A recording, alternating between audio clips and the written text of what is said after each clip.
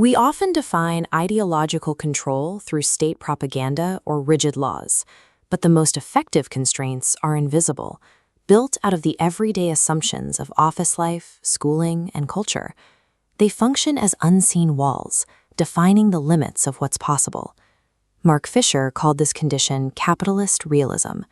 In his 2009 work, he identified it as a widespread sense that capitalism is the only viable political and economic system remaining. This isn't a conscious political doctrine or a manifesto you choose to follow. It operates as a pervasive atmosphere, conditioning how we work, how we learn, and how we produce culture. The foundation of this atmosphere appeared in the 1980s. British Prime Minister Margaret Thatcher summarized the emerging market consensus with 4 words: there is no alternative. When the Soviet Union collapsed, Western narratives framed the event as the final victory, the definitive endpoint of competing global systems. This collapse created a post-political vacuum. The question of whether capitalism could be replaced or even significantly challenged was removed from the agenda of serious discussion. Modern political debate shifted accordingly. Instead of exploring different ways to organize an economy, every acceptable political disagreement now operates within the narrow confines of the existing capitalist system. By shrinking the horizon of the possible, this framework effectively cancels the future. It erodes our capacity to imagine a coherent alternative to the world as it is. This ideological shift required an economic foundation. In the 1980s, the rise of Reaganomics and a drive toward unchecked capitalism provided the necessary bedrock. To maintain this new consensus, the structure of work itself had to change. The global economy transitioned from a centralized Fordist model to a post-Fordist one. The Fordist model relied on stable, organized labor. Manufacturing plants gathered thousands under one roof, fostering predictable hours and collective power. The post-Fordist economy dismantled that stability. It introduced the casualization of labor, just-in-time production, and rapid globalization. Work became precarious, temporary, and decentralized.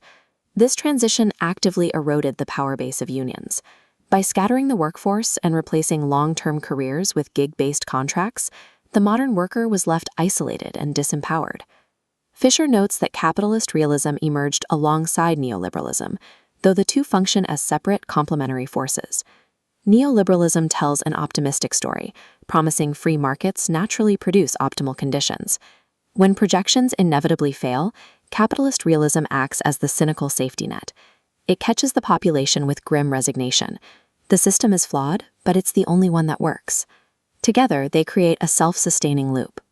Neoliberalism counteracts total despair with sunny projections, while capitalist realism pacifies any organized opposition to the system's failures.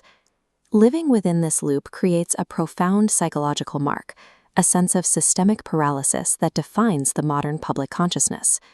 Mark Fisher diagnosed this specific psychological state as reflexive impotence. It is a strange paradox. The population clearly recognizes that capitalism is flawed, yet feels entirely paralyzed, believing no individual or collective action can actually change it. This inaction functions as a self-fulfilling prophecy. Because we assume the system is immovable, we do not attempt to move it, which ensures it remains unchallenged. This paralysis leads to what Fisher describes as the privatization of stress. When people experience systemic failures, like poverty, debt, or overwork, those issues are stripped of their political context. Individuals internalize them as personal failings or biological deficits.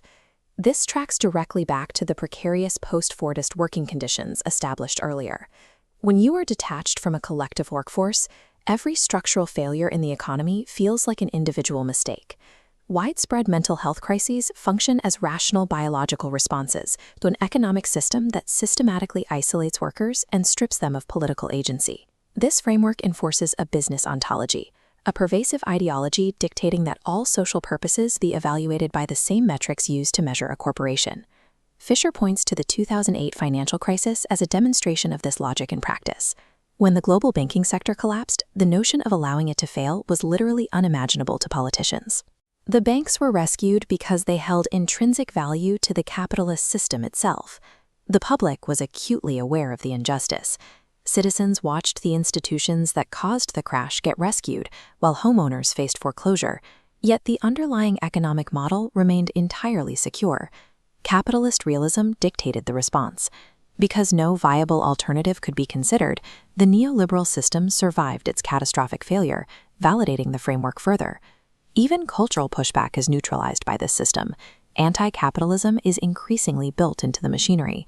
Modern media commodifies anti-capitalist sentiment into a consumer aesthetic, stripping it of its potential to threaten the status quo.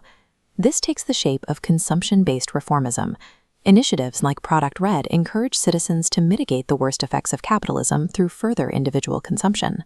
These mechanisms provide a safe, regulated outlet for discontent, allowing the public to express frustration while the underlying systemic logic remains untouched. We are left with an architecture of power that lacks a centralized dictator. It is governed instead by the decentralized post-Fordist algorithm of capital, acting continuously upon isolated workers. To locate a vulnerability in this system, Fisher turns to Jacques Lacan's distinction between realities and the real. In this sense, realities are ideologically constructed understandings of the world. Capitalist realism is exactly this, a constructed reality that suppresses any facts lying outside its own interpretation. The Lacanian real is the underlying suppressed truth, the raw physical and psychological facts that a dominant ideology cannot entirely mask. Fisher argues that the physical failures of our world can expose the weaknesses of the ideology, eventually splintering the boundary of capitalist realism. Environmental decay stands out as the primary, unabsorbable crisis that breaks this ideological framework. Climate change represents a physical limit of the Lacanian real. It is a catastrophic reality that business ontology cannot infinitely deregulate or explain away. This exposes the ultimate contradiction. The realist framework dictates that if the environment cannot be run strictly as a business, it shouldn't exist. Yet the state continues to prop it up to prevent total collapse. The failure of this ontology leaves us in a void. Enduring this darkness means accepting that the previous reality is already gone. Overcoming reflexive impotence begins by acknowledging that the current framework has reached its physical limit. The darkness of this void is the starting point for articulating a future that actually exists.